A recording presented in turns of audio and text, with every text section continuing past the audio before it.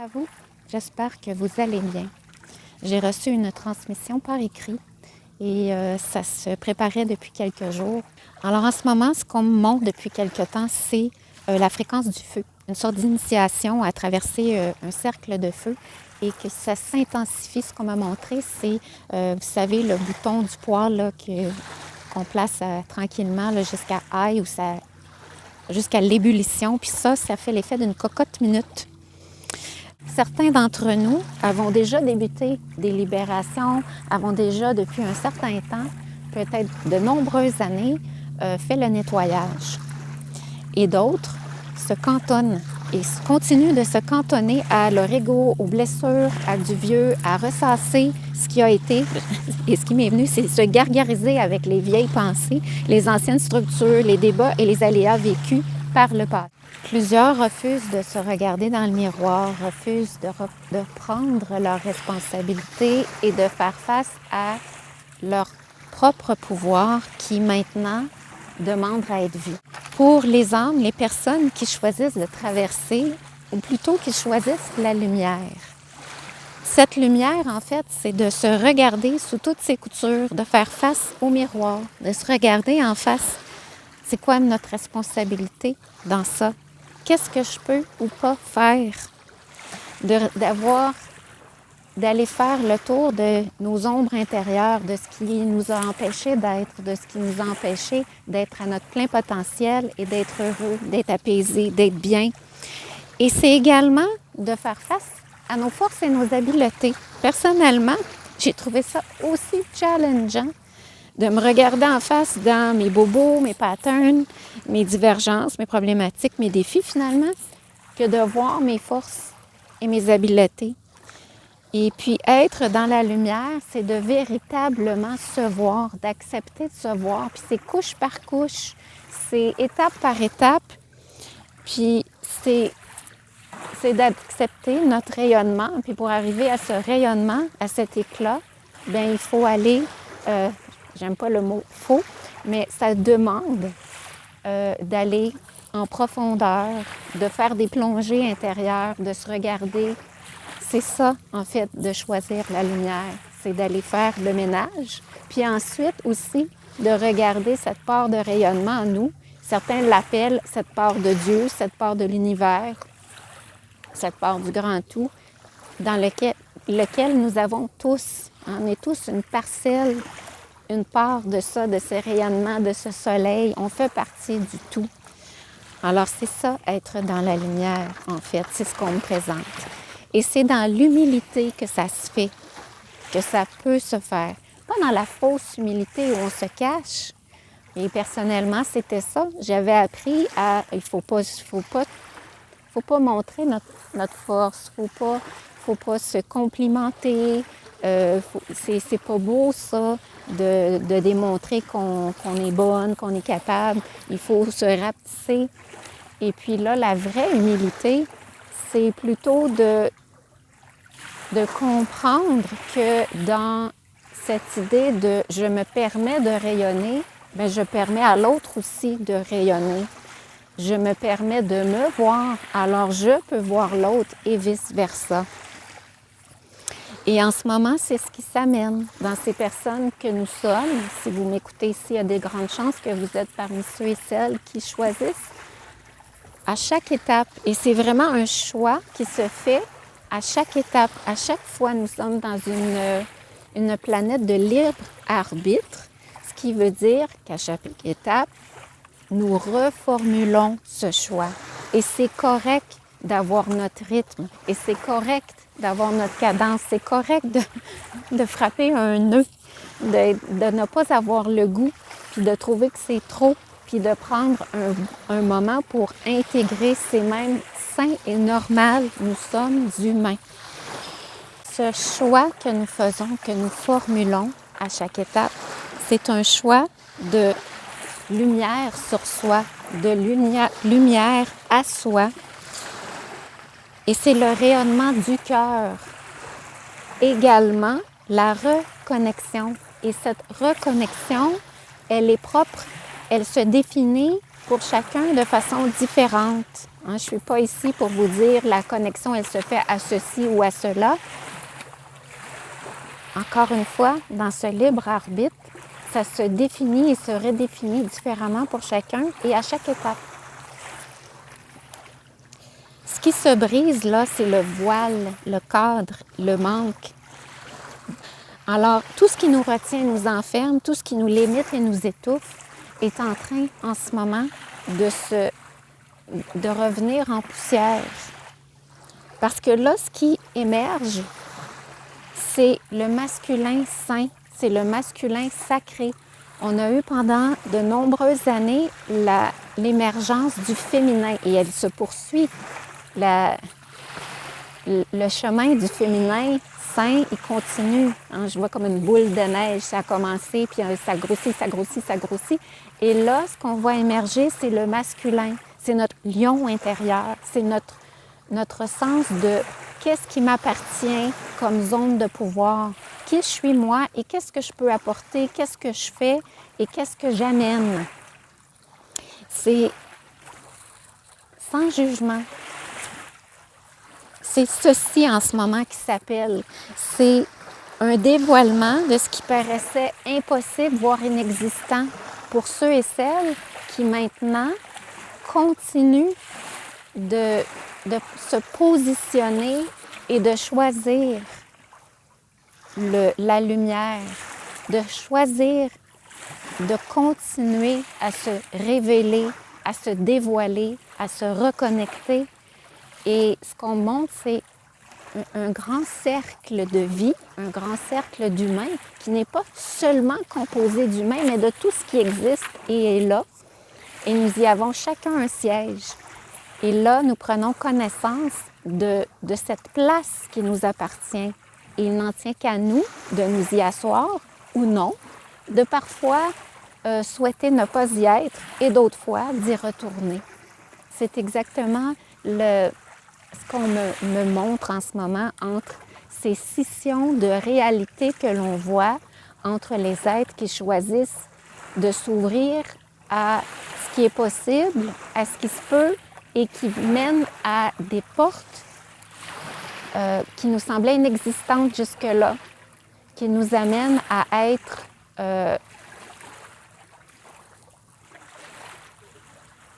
connectés à de nouvelles réalités, alors que d'autres choisissent et continuent d'être dans le non-choix ou de ne pas voir. Et là, ça s'intensifie, ça se corse, parce que l'ancien est de moins en moins confortable et de moins en moins sécurisant, j'entends, par rapport à ce que ça a été de vivre dans le cadre et dans la structure d'avant.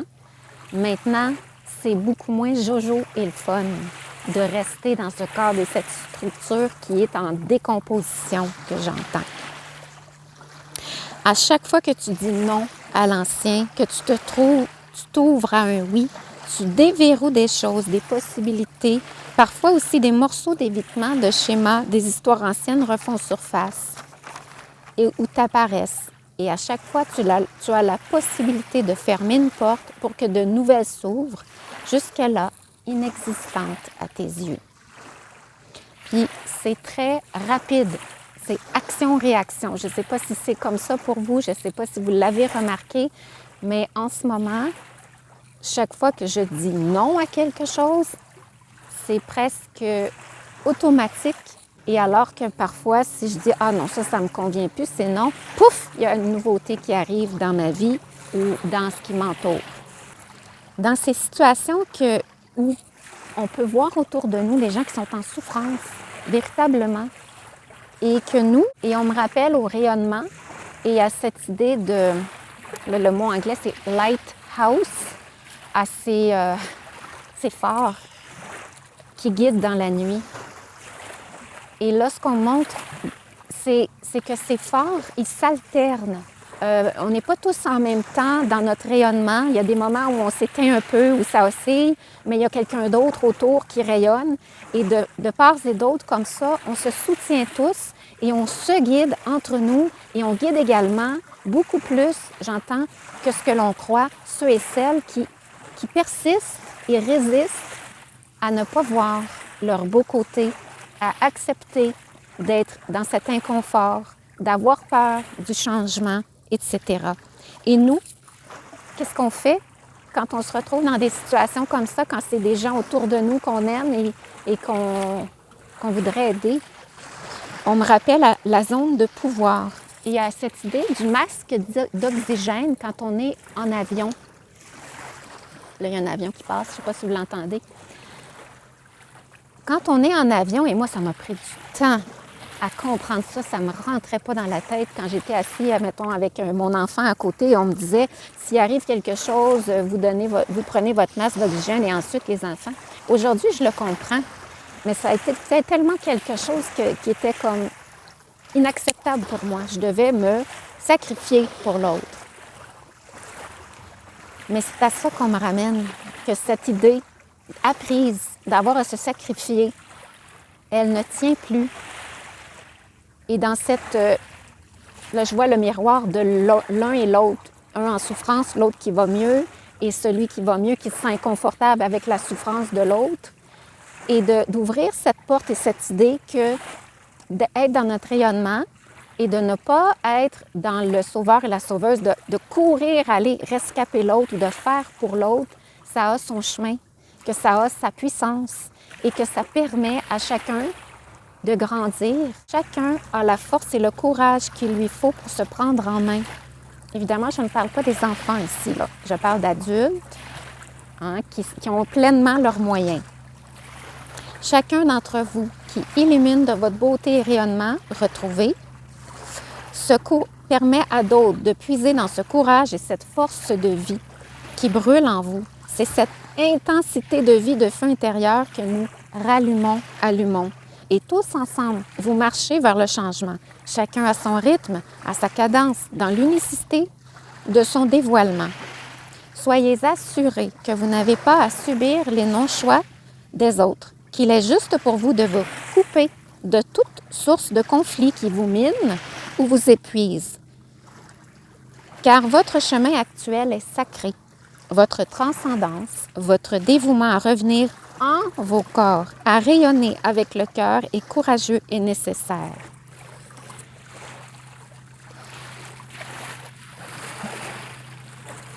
Dans cette puissance du rayonnement, dans cette reprise de notre masculinité, de notre masculin sain intérieur,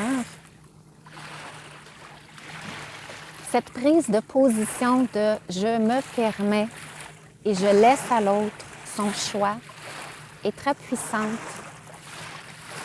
Ce que j'entends, c'est qu'on n'a pas tous en même temps le même réveil, puis ça n'arrête pas, quand ça passe, de me dire « c'est fait ainsi ». C'est comme, on me montre que ce n'est pas des choses qu'on peut comprendre actuellement, puis de nous ramener à la foi et à la confiance qu'un dévoilement juste et aligné se passe maintenant.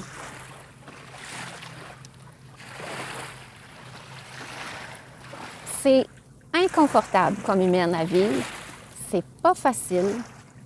Il y a vraiment des bouts où je me suis dit, dans ce cheminement que je continue à traverser, il y a vraiment des bouts où je me suis dit, mais ça va-tu finir? Alors, je vous accueille là-dedans, je vous entends, je vous comprends si vous traversez ce moment que j'ai traversé à plusieurs reprises aussi et qui risque d'arriver encore. Et c'est là pourquoi aussi je fais ces messages. Parce que je sais que quand on est seul chez soi à vivre ça, souvent entouré de gens qui vivent complètement autre chose, c'est non seulement déstabilisant, c'est insécurisant, puis d'avoir quelqu'un qui passe ça ou l'a passé, quelqu'un qui dit des choses qui nous parlent, bien, ça fait du bien. Et en tant qu'humain, on peut comprendre certaines choses, là, que oui, c'est un cheminement, l'ascension et tout ça. Mais humainement parlant, dans la vie de tous les jours, ça ne se comprend pas aussi bien quand on est dans cet inconfort. Alors, j'espère que ce que je vous apporte aujourd'hui et que tous les messages que je partage sur cette chaîne vous permettent de vous voir et vous reconnaître dans cette lumière que vous avez aussi et dans ces défis que vous traversez, tout comme moi. Je vous remercie d'être là et je vous souhaite une belle reconnexion. À bientôt.